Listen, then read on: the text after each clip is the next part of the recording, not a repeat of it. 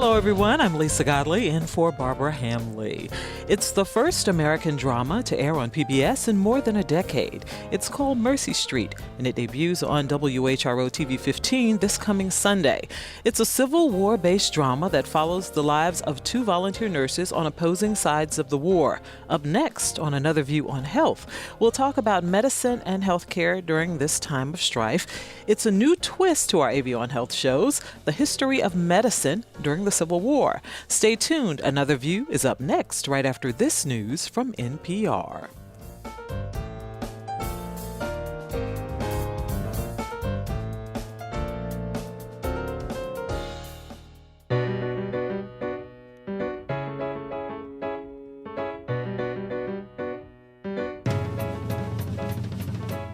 Discussing today's topics from an African American perspective, this is Another View. Hello, everyone, and welcome to Another View. I'm Lisa Godley in for Barbara Hamley.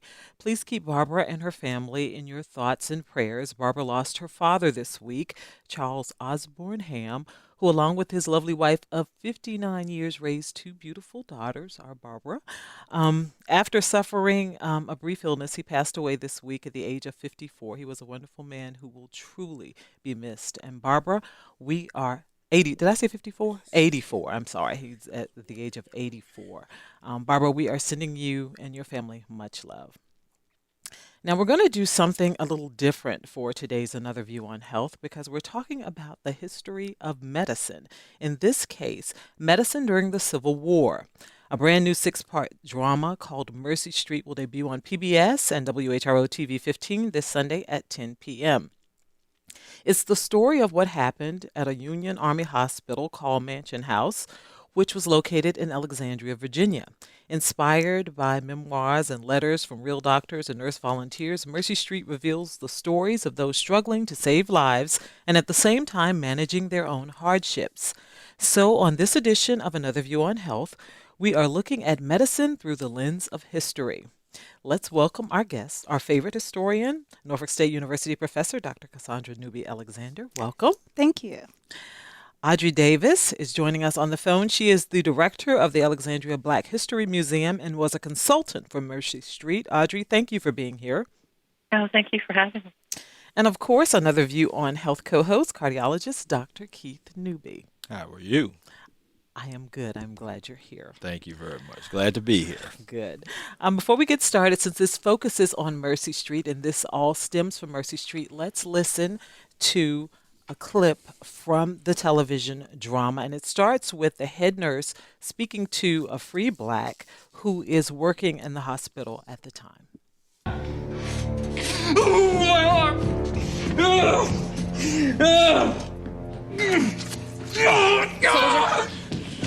What is it? I feel my blood. It's running dry.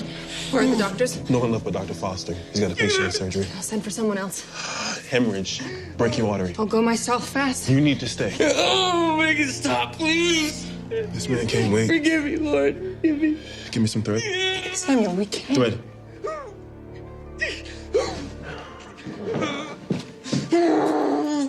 I need more light. When they removed the bullet, the blood vessel got ruptured. They cauterized over it. It's infected now. He'll bleed to death. Oh, no. They're killing his mother, please. No, I can't let you do this. We need someone who knows how. I know how, Nurse Mary. I know how. This boy gets saved by a Negro or he dies alone. My arm! He needs chloroform.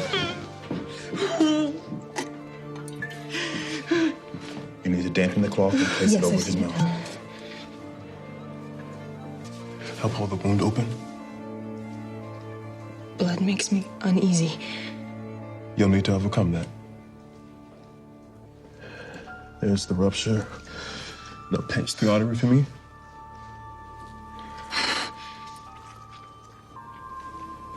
I'll tie a loop around it. Leave an end dangling out. That way a doctor can pull it a little every day until the thread rots off and the rupture is closed. If they don't know how, you gotta tell them. It's called a ligature. How will we know if it worked? It'll work. I've done it before.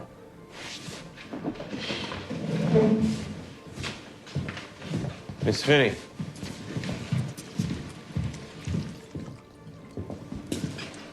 What happened here?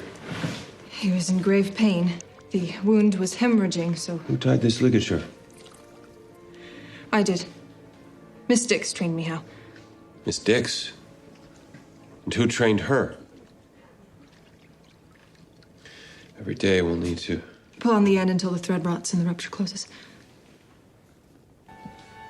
Got a patient on the table.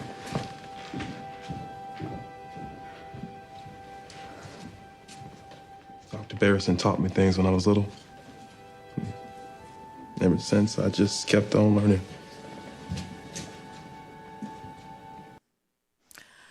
Wow, it's very, very compelling. I started watching the drama and I just could not look away. Audrey, I am going to start with you since you worked as a historic consultant on the drama. Tell us a little bit about your role in that. Well, one of the things that my role focused on was the story of African American life in Alexandria. I had the privilege of working with one of the researchers, Lisa Goodfellow-Bowe. Early on in the process, she contacted the museum to find out what resources we had and people in the area that she should talk to. And so we worked, I sent emails back and forth for a period of time, and then at a certain point she asked if I would consider reviewing the scripts that they had for the first season to advise on things that, just to make sure that what they were telling, and because they really are trying to be as historically accurate as possible, would reflect what was going on in Alexandria for African Americans. Okay, all righty. Keith, I'm watching the drama and I'm watching people just laying out, and they didn't have a lot back then to work with. Yeah, a lot of, as you probably could gather,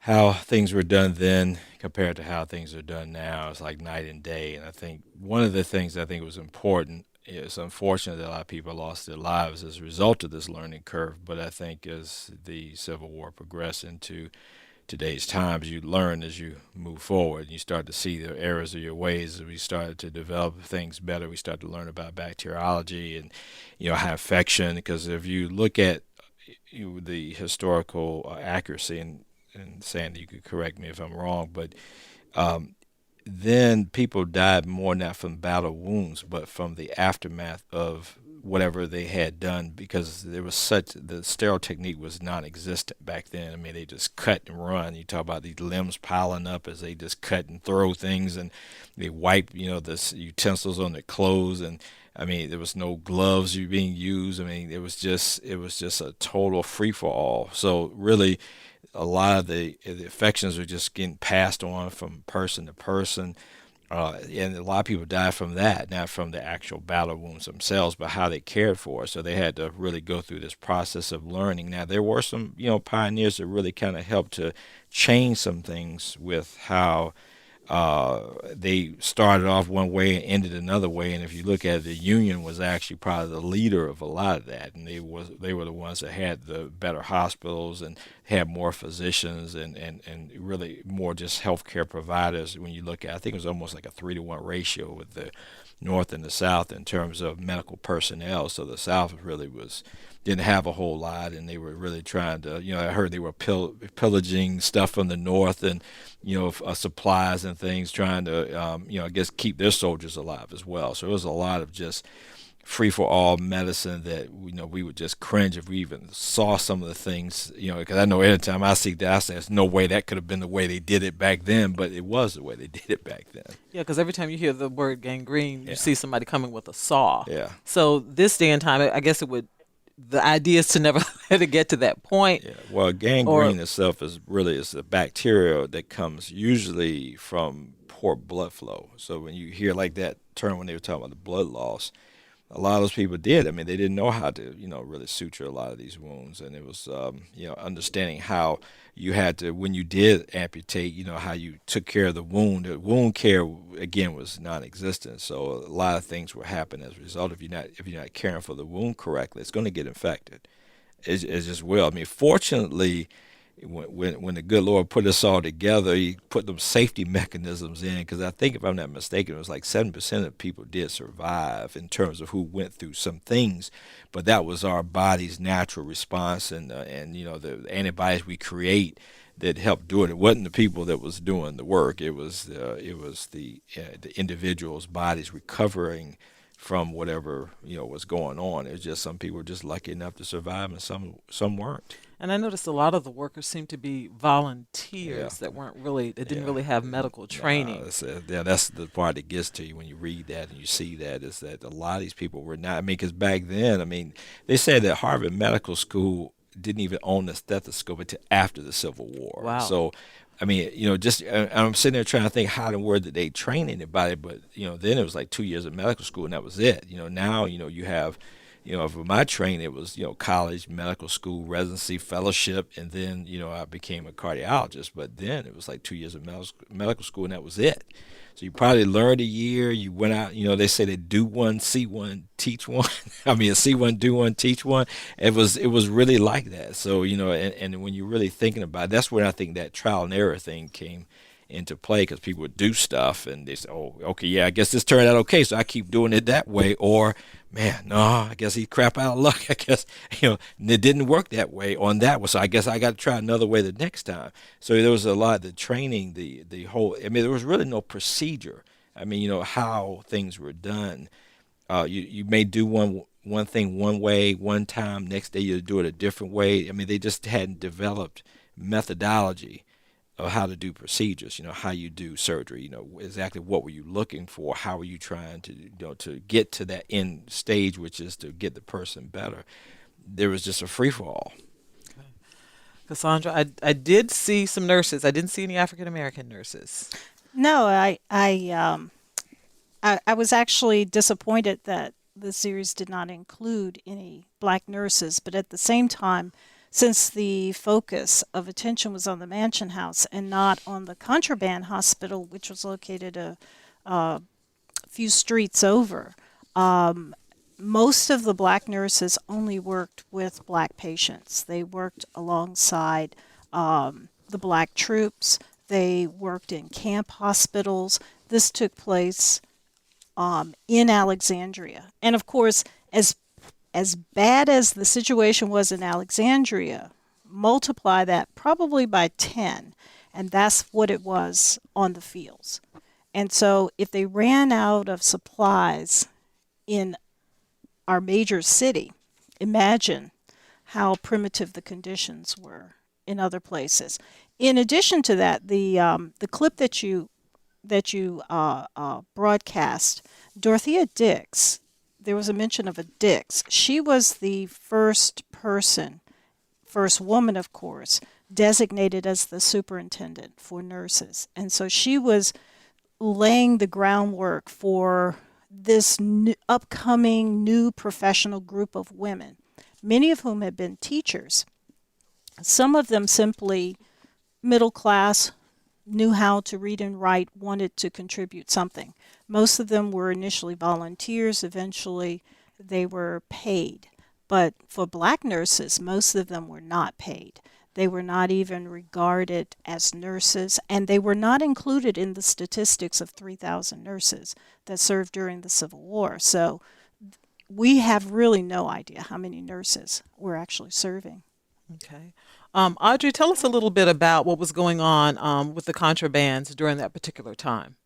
Oh, sure. And I just wanted to piggyback on something that Cassandra was saying, too, okay. And Dr. Newby as well, that one of the issues, too, that you're seeing the nurses face is this new profession, really, of nursing, and how it was not considered appropriate in some cases for women to be nurses because of the fact that they were seeing these wounded men and that they were seeing these men in states of undress. And so you'll see that as the story moves forward about not only the racism in the show that African Americans face, but also the sexism. And we did have 5 or 6 African American nurses in our Contraband Hospital over on Washington Street, and also at our Louverture Hospital. But like Cassandra was saying, they were not always paid, and some of them may have been former teachers, and came to this as volunteers. But they not only faced racism, but also sexism. And the character that you saw in this first scene is Sam, who is a free black character in Alexandria. And there will be 3 main characters this season on Mercy Street: Sam, a free black; Aurelia, a contraband who has fled to Alexandria from North Carolina seeking freedom; and Belinda, who is a former slave of the Green family, who has stayed out of loyalty but is now looking at her new life as a free person. So you will see these stories throughout the first season of Mercy Street. Okay. The fact that you mentioned Aurelia, I did get to speak to yesterday Shalita Grant, who plays Aurelia in the drama, and let's go to her interview. We all could use a hand now and again. We? Who we? You from some fancy house in Philadelphia. You in school, dressing fine clothes, never beat, never sold. Ain't that right, Mr. Diggs? Where I come from, seen things, heard things, done some things. Ain't no we, thank you.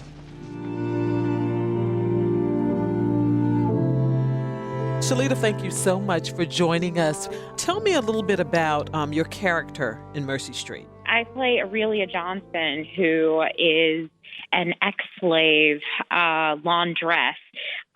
She has manumitted herself. She set herself free. We're in the middle of the Civil War, and she has escaped further north in Virginia to Alexandria, which is now a Union city.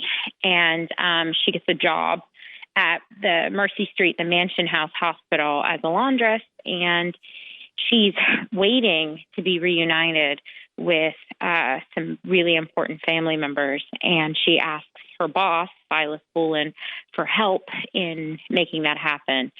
And you see her story unfold from there. How did you prepare for the role of a slave who had escaped slavery? Being a Black woman, my family was really strong about us learning our history. And so I've lived with, slavery and the Civil War and Reconstruction and the Civil Rights movement, since I was a little girl. And then being from Virginia, I remember coloring in pictures of Stonewall Jackson and Robert E. Lee with titles like Gentlemen of the South. Virginia is very proud of their Confederate history and one of 3 states in the Union that celebrates Confederate History Month. My background with this period, being from Virginia and then moving to New York, I went to Juilliard for college. Being at such a prestigious conservatory and then, going into theater, I was usually the only Black face in white spaces. And that says a lot to you.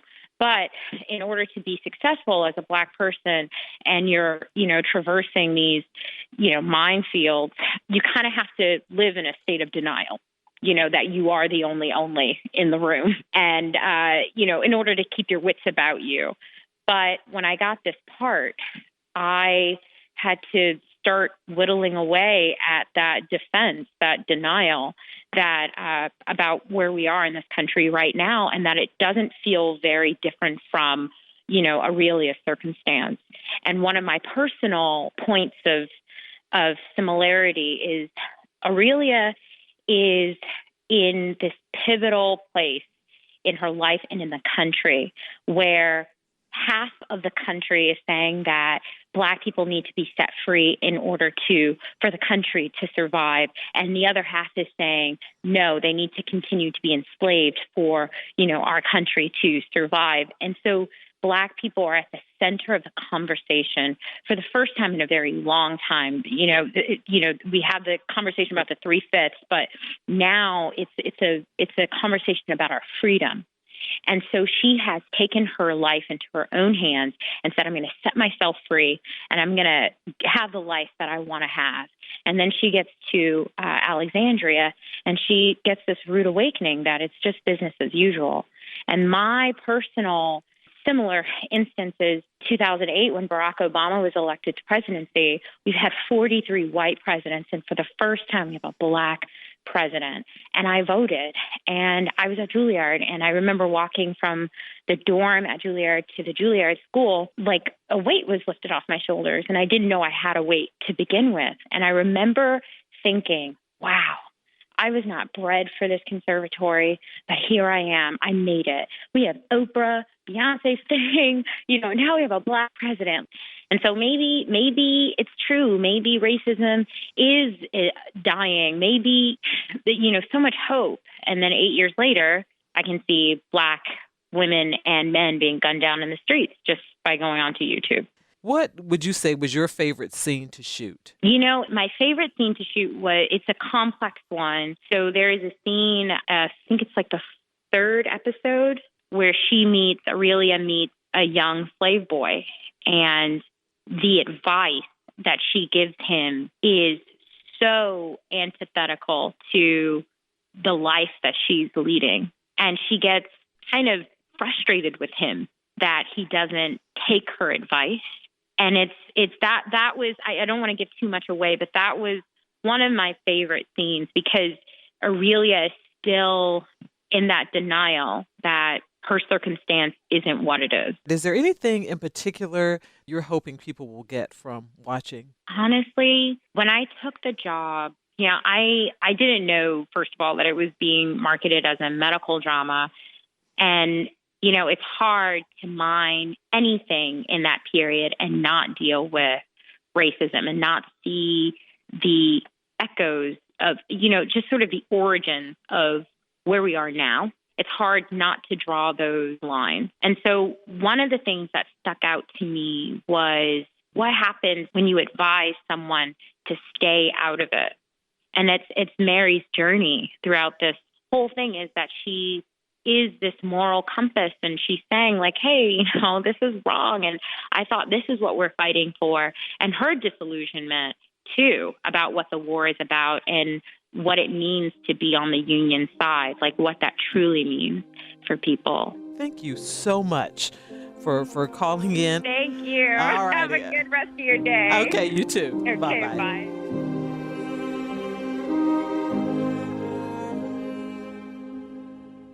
Audrey, before we went to that piece, we were I was asking you about the contraband and the role back during that time. What were we seeing at that time? What you'll be seeing in Mercy Street? Yes. Yes. You'll see the journey that Miss Grant refers to for her character, and you'll see other contraband within the show, and you'll see what it was like for them in Alexandria. That many of them are fleeing to Alexandria from other places, seeking asylum, hoping that they'll have a chance to be free, hoping that the war will go for the Union and that they will, in fact, be really free.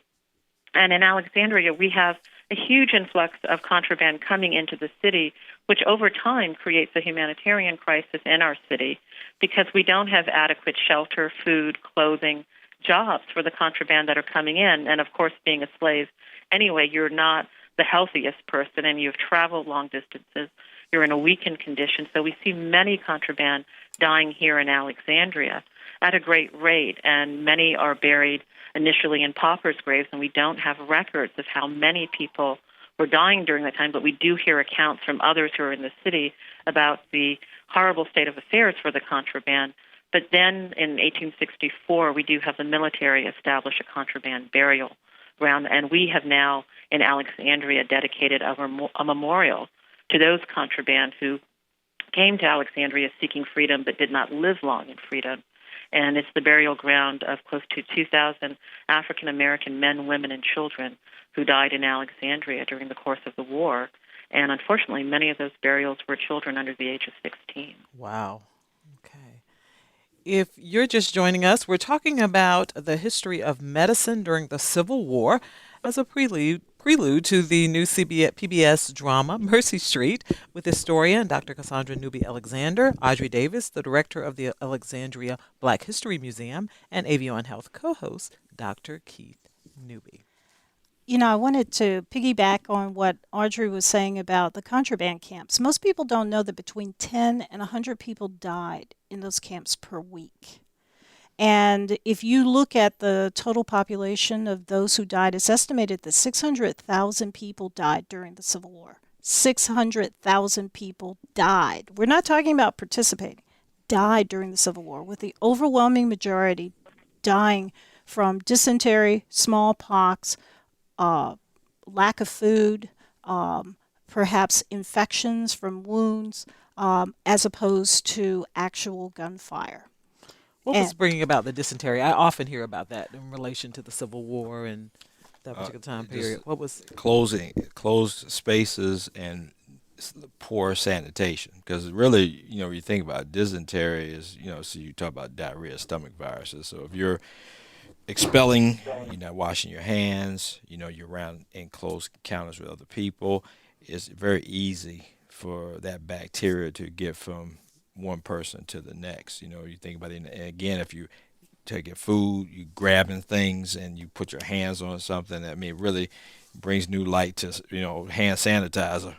You really think about it, and that's really a lot of it was coming from that. So it was just closed spaces, no sanitation, or lack of adequate sanitation, I would say. And that's why the smallpox and the other things, really all these things are, they're communicable diseases. So, a lot of that stuff came from these, all these people shoved in one place with very little room to move and to mobilize, and they get, they just catch things from each other.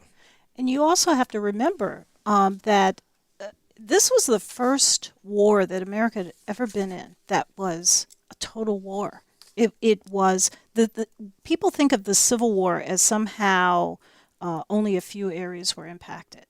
70% of the battles occurred in Virginia. 70%. Wow. And so when you're thinking about this as a total war, people were displaced. The free blacks who were fleeing, as well as enslaved blacks who were fleeing to places out like Alexandria, or they were fleeing to Fort Monroe or Hampton or Norfolk. They were fleeing for their lives. They were fleeing not just to get freedom, but they were fleeing to survive, because this was the place where the military was. There was possible food, clothing, shelter, water, all of those things. And the military was trying to win a war. They were not trying to be a place where refugees were coming, and they were not trying to protect the refugees. They didn't have the resources or the preparation to prepare for all these people coming. In addition, you had all these soldiers who were there, who were dying. If you think of Virginia, you think of Hampton Roads, all the low-lying areas here. So if you have a lot of people in a camp, you don't have an opportunity for drainage because the ground is low-lying. So there's nothing that's going to be flowing down. It's just going to be stagnant. And if you consider all the different plantations along the East Coast, that's where a lot of battles occurred as they were going from one place to the next, because these plantations were usually on major routes going down. So if you go into the Black Belt and you're going down to I-40 and I-75 and all, those are where your major plantations were located. Those were the roads, and they were low-lying areas in many cases. And so the troops were trying to win battles. They were trying to survive, and sanitation was the last thing on their minds until it really started impacting the health and well-being of the soldiers. But then at the same time, the resources just were not there. Okay. If you'd like to join our conversation, please give us a call at 440-2665 or 1-800-940-2240. I want to ask our two historians a little bit about that particular time frame. And I want to know, you guys have done so much research on this. What was your particular aha moment? And I know you've probably had many, but that you would like to share with our listeners about things that you have uncovered during your research about this particular time period. Audrey, I want to start with you. Well, one of the things that is important to me, and what I enjoy reading about and hearing about, is how so many of the contraband, when they're coming in, when they're trying to flee, and whenever they get to where they're able to settle, the one thing that they're always stressing to everyone is the importance of education, the importance of, they want to be free, but they also want to be educated. And you see that, and also the generosity of spirit within the contraband camps and by the contraband. We have one story that we include on our memorial, and we have a military record of who's buried in our cemetery, which has been very helpful to our city genealogist. And we have it's a really amazing document. It gives us the first and last name, the person buried, their age, what they died of, and where possible, where they died. But the person that we know the least about in this record, this one gentleman named Peter Washington, lost all of his family. They were all sold away from him, and his, I believe, 4 sons were serving as USCT. So when he's in Alexandria and he dies, he really has only one family member with him. And he had lost so much, but when he came to Alexandria, he made it a point to minister to the contraband. And Harriet Jacobs, in a letter, describes his funeral and how many people showed up and how moving it was. And she just says, it's amazing that, his family is scattered, he knows not where. But he really cared. And he said, when he first came to Alexandria, that he thought he couldn't bear up under this burden. But the fact that he could be free, that others could be free, that he could help others kept him going. And you see that also in Jacob's letters, where she's saying that contraband women, even if they have several children of their own, will take in an orphan child. So I think it's the generosity of spirit among people who have nothing and who have struggled for everything in their lives. I think that's what's so moving and so inspiring to me in the story. Okay, Cassandra, your aha moment in your research? I think we tend to overlook the fact that the Civil War was really the beginning of our modern period. With all the devastation, as Keith had said earlier, it opened the door for doctors for the first time in large numbers to begin working together and exchanging ideas and finding out what worked and what didn't work. And it really was the birth of our modern medical world. There were a lot of bad practices before. Some of them continued, like the use of mercury to cure quote unquote syphilis, sassafras tea, which contains an element that's poisonous, and a lot of people were using that on a regular basis to supposedly cure all kinds of things. And eventually we would see the development of something like that would keep us from having bacterial infections, prototypes to penicillin, but that wouldn't be until 1928, somewhere around there, that penicillin would be discovered. And so my aha moment was that this was the time period when Black doctors really came to the forefront. And when you consider the devastation, the extreme devastation, this was a time when African American men especially were waking up, having opportunities to come into their own, learning the field, because most of the doctors actually didn't go to medical school at that time. It would be by the 1890s that you would really start seeing more and more people going into medical school, and then there would be an adoption of a rule. Most of the others had been apprenticed. Mm-hmm. And so, you have these Black physicians who are coming into their own, some of them reaching officer status during the Civil War. And this would really birth the Black medical profession, and it would expand it. But had it not been for the Civil War, I'm not so sure that would have happened. Okay, I noticed that, and either Audrey, you or Cassandra can chime into this. I noticed that Sam, he was a free Black. He had worked, raised in a household with a physician, and had mm-hmm. learned his different techniques from there. It just seems like that was very common, by the way. You have, for example, a man named Thomas Bain who escaped through the Underground Railroad from Norfolk in the 1850s, who became a dentist, but he was the apprentice to this dentist, and he would be sent out on house calls throughout the night when he was enslaved. And so he really learned his profession. A lot of Blacks learned that profession that way in the earlier years and became these physicians, these surgeons in some cases later on. You would think they would be welcoming that help, but it seemed like they were very, at least one of the scenes I remember watching as I was watching the first episode of the series, the Sam had saved somebody's life, but then when the actual surgeon came in, he kind of turned his back and, let the nurse take the credit for it to keep from, I don't have no idea Acknowledging. what would have happened to him, but I mean, he was there to volunteer and to help, and it was just very interesting and very compelling what had happened. I'm looking at some of the thoughts. I mean, it's just really interesting.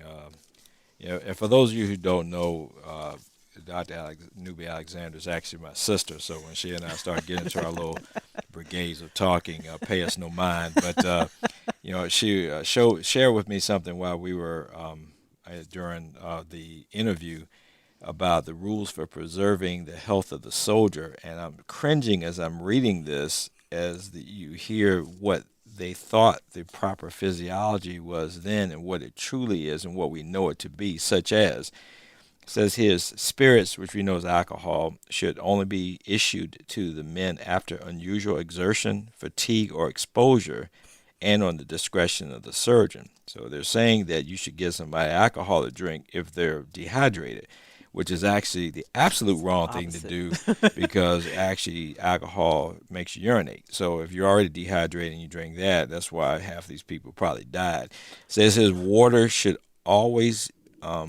be always drank. I don't know what in the world the English was. I'm just reading it, guys. I want everybody to know I'm not.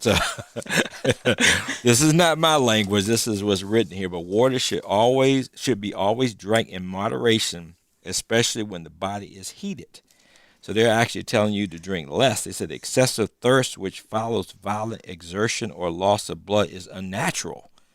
I mean, I can't believe I'm flabbergasted reading this, and is not quenched by large and repeated, consumption of water. So they're actually telling you don't drink water if you're dehydrated, and give them alcohol if they are. Live and learn. So I mean, just reading this, it really does bring to light. Now, fortunately, we've come to the stage where we can see the changes, and as we learned, that was totally wrong. But this is a published article teaching people how they should be treating soldiers. So, and it starts to make sense, the mortality rate and why, because again, we know, and again, to me, and I guess maybe because we learned physiology the way we did, a lot of this stuff is intuitive to me. So when I see things, it really makes sense. You think about it, you're dehydrated, that means your blood volume is low, the water part of your blood is less, so you drink more water, it's going to rehydrate that up. But they were thinking the exact opposite then. So they're almost creating their own misery. Not intentionally, looks like. They really think this is the way things should have been. But unfortunately, so we find out that's not the case. So and that's such a good point. And you think about, this was in 1861 that they wrote it. Right. I haven't seen a report in 1865, but I'm sure that report is going to be very different. Right. And it's that's why I said this was the beginnings of modern medicine, because all these theories that they had at the beginning of the Civil War changed dramatically. Not because they had a few thousand people that they had to treat. They had millions of people that they had to treat within a space of 4 years. We were completely unprepared for that. America didn't even, for the most part, have hospitals. Hospitals were the place where you carried people to die, or you wanted them to be removed from the population. You quarantined them in a hospital. If you wanted to survive, you were at home. You weren't in a hospital, because hospitals were some of the most unsanitary places imaginable. After the Civil War, they started putting certain kinds of things into place, but it would take, about 40 years before hospitals were not seen as places of death. Audrey, I want to ask you a quick question. I noticed that one of the families that's centered on in the drama is a Southern family who decided to stay, whereas they were talking about how their other friends left and abandoned their homes, and they decided to stay, and they're Union soldiers walking through their home, and the Union soldiers have taken over the hospital that they owned as a hotel. How often did that happen? There were quite a few families that stayed. There were some families who stayed and took the oath of allegiance. But the Green family, you'll see through the course of this season, there is a debate about will the father or won't the father sign the oath of allegiance. And it's interesting because there are diaries from Julia Wilbur, letters from Harriet Jacobs, and when Harriet Jacobs and Julia Wilbur are serving as aid workers in Alexandria, these two amazing women from very different backgrounds, Harriet Jacobs being a former slave, Julia Wilbur, an abolitionist from New England, one of the things they bonded over was the fact that, and how they became friends, was the fact that Harriet Jacobs was treated so badly by Confederate sympathizers. They were going around begging for blankets and clothes, any kind of clothing for the contraband, and to aid them. And one Confederate sympathizer was just yelling at Jacobs and hurling horrible kinds of abuse, and Jacobs stood her ground, and it earned her the respect of Wilbur, who had been a little bit resentful of her position as an aid worker because she was slightly above Wilbur. And it was just, you see these interactions that will go on during the course of the war, and I think the show will show you how you'll see so many different communities interacting, not only contraband and free black, but you'll also see the Union sympathizers, the Confederate sympathizers. It's all going to be shown in Mercy Street, and we hope that if the public enjoys the show and a second season follows, that we'll have a chance to explore more of these stories, because as Cassandra was saying, I mean, the Civil War not only is the first time where we're looking at really the beginning of organized medicine, but we are still looking at how our country deals with race relations. There's so many things that occur as a result of this war that this country is still dealing with today. And I think you can draw certainly parallels, even with our current refugee crisis, to the contraband. There are so many parallels, so I think that there's an opportunity for the public to learn a lot, not only about Civil War medicine, but about families, about race, about war, about loyalties. So I think that this is an opportunity to have another dialogue about these important issues. Okay, Cassandra, we talked about blacks working as volunteers. Mm-hmm. How do you survive if you're, for example, if you're a contraband and you're working? How do you survive as a volunteer? Well, that was the problem for a lot of black nurses. Many of them, though, were married to the soldiers. In fact, you had Susie King Taylor, who was connected to the first United States colored troops down in South Carolina. They were the South Carolina Volunteers, and so she married a man who's there, and he had rations. And sometimes they, as volunteers, they then could get rations that were given to the soldiers. A lot of the contraband, though, they would work cleaning clothes and doing other things for the soldiers, and so the soldiers would give them food and clothing or other things to help them survive. Most of the time, money was not really exchanged. It was a bartering system where, the primary thing people needed and wanted is food. And the fact that you're like that means that you're going to have probably a high mortality rate, even among those who are there helping. Harriet Tubman, for example, in 1865, she was hired as the matron for the contraband hospital at Fort Monroe. She had actually visited that hospital and talked about the horrific conditions that were there before. And by the time she arrived, things had improved, but she put in place some procedures for, how they're supposed to operate, because Clara Barton had pioneered that starting in 1862 with, what should nurses do? What are the procedures they should follow in trying to take care of the patients? But, you didn't have an American branch of the Red Cross until early 1880s, either 1880 or 1881.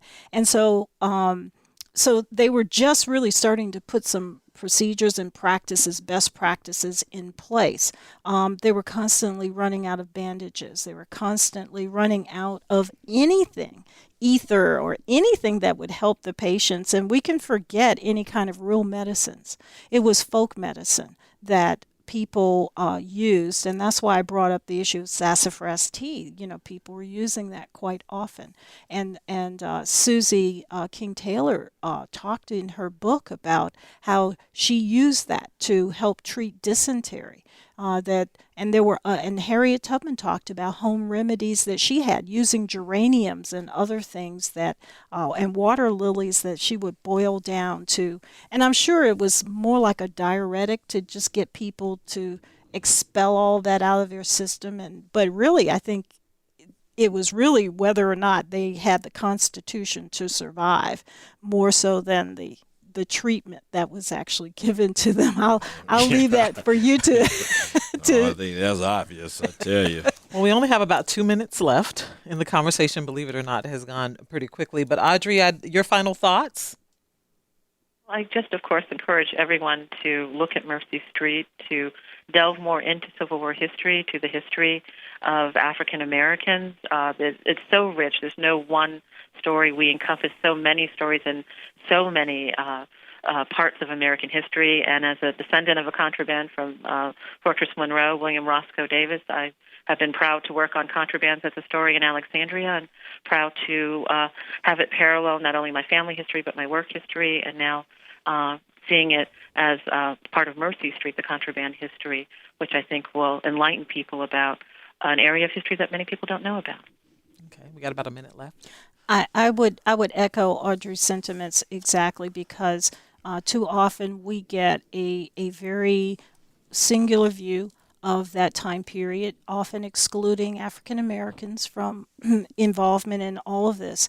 And Mercy Street at least opens the door for that. There's a much bigger story to tell, but it's at least the beginning. Wonderful. Keith? Well, the only thing I would say is just be glad that we live in the time we do now with what we know about medicine. Because I tell you, if I didn't know Mary Shelley didn't write Frankenstein prior to the Civil War, I think Mary Shelley would have got the idea for her Frankenstein creature from some of the aftermath of the Civil War veterans. Because I tell you, that was probably Cousin Fred. So. Well, with that, we will say goodbye. Keith, thank you so much, as always, for being here with us. Cassandra, thank you so much. And Audrey Davis, Director of the Alexandria Black History Museum, thank you so much for joining us today. Thank you.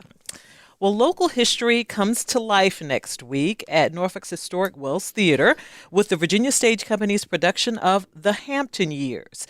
Now, here's a behind-the-scenes peek at this true story of Hampton Institute art teachers and their students struggling to develop their talents at a time when society's expectations for African-American artists weren't always welcoming. It was the 1940s. The nation was on the verge of World War II, and at Hampton Institute, now Hampton University, a movement was underway that would change the art world forever. It all begins with Victor Lowenfeld, a brilliant artist, thinker, and teacher who fled Austria when the Nazis invaded. He and his young family have made their new home in the segregated South. Adam Greer plays Victor. My character was originally hired, as the Hampton Institute at the time was a trade school, to be a psychologist, and he established the art department at the school, and we see a little bit of that kind of political play with the president of the university, because he's trying to establish an art program, and then the president's constantly telling him that focus needs to be on arts education. They have to learn to teach. They need to leave here able to work. They're Negroes. You and I both know they don't have the luxury to rely on talent. An artist doesn't create for luxury. It creates because life demands it. But if you tell them that they can be artists, they'll hate you when the world tells them they can't. But Victor recognizes the talent in his young students and isn't about to take no for an answer. How is your other painting coming along? Dying Soldier. I haven't had a lot of time to work on it. Well, you need to make time. I am putting together a young Negro art exhibit for the Young Persons Gallery at the MoMA. We have to think about which pieces of yours to showcase. Wait, what? My work is going to be in New York? Are you serious? Dying Soldier should be the pièce de résistance. It's your best work so far. Victor's ally in the fight to groom professional artists and not art teachers is Elizabeth Catlett, a prominent artist who is played by Chandra Thomas. She is passionate about art, most especially using art to speak to the experience of being of African descent in this country, and especially from the perspective of women. Elizabeth is determined to teach more than art lessons. She wants Victor to understand that African Americans are judged much differently than their white counterparts. Critics can be harsh, especially to new work, and even more so to the work of Negro artists. They might not understand what he's trying to do, and if they don't, they won't be afraid to say so. There's more at stake for him, for all of these students, because of the color of their skin. All of a sudden you have these artists who are speaking to their culture and to their time. Artists who are representing their thoughts, their fears, their commentary on the society, rather than trying to fit in and being technically great painters. It was how do you use your experience in this country to create change. By setting it in this time, I think it reminds us not how far we've come, but how far we still have to go. These artists had such huge influential careers and are taught in art schools around the world. And for us to not have access to that knowledge of them just really speaks to, again, this sort of trend of allowing other people to define our stories. Not only will the audience learn about the amazing artists that Hampton Institute produced, but they'll get to see works from then and now. Virginia Stage Company Marketing Associate Carlin Becker explains. The plan is to do 2 displays where we'll have one that's going to be artwork from the characters or the real people in the play, and then we'll do another display that's artwork by current Hampton University students. So that's going to be, we're working on putting that up in our lobby and side lobby of the theater. Audiences will quickly discover that the Hampton years has many layers. While the students are beginning their trek to put their historic mark on the art world, Victor is learning a lesson all his own. He's come from a society where he's been excluded, where he's been persecuted, where they've been mass murdered. So he immediately assumes that we're all in this together. What's really an interesting lesson in this play is no matter how on board you think you are, you can't fully understand this. Even though you came from a similar experience, an awful experience, it's not the same experience. I know what is at stake. No, you don't. You can't possibly know. This isn't your world, Doc. Elizabeth, we have a chance to do something no other school has done, and I have to take it. I believe in these students. I believe in their talent. As do I. Then help me. The Hampton Years begins with 3 preview performances, January 19th through the 21st. The official opening is January 22nd. The production will continue through February 7th. Well, that's our show for today. A program note, we will broadcast and webcast a very special edition of Another View next Tuesday, January 19th at 1 p.m. in partnership with Colonial Williamsburg. We will bring you an uplifting hour of conversation about the role of religion in freedom movements and the common bonds that are different, that the different faiths share. You'll learn the history of the historic First Baptist Church in Williamsburg and find out the significance of ringing the church bell, which has been silent for almost 60 years. The show is called Let Freedom Ring. You can hear it on 89.5 WHRV-FM at 1 p.m., or you can stream it at letfreedomringchallenge.org or at WHRO.org. If you'd like to hear today's show again, please visit our website at anotherviewradio.org and download the podcast. And you can check us out on Facebook, or you can send me a tweet at godly_Lisa or tweet Barbara at Barbara Ham Lee. Our theme music was composed and performed by Jay Sennett. Producer Morgan Chase, thank you for so kindly agreeing to fill in for me today. Our audio engineer is Victor Bowen. I'm Lisa Godley. Barbara, we are sending you our love.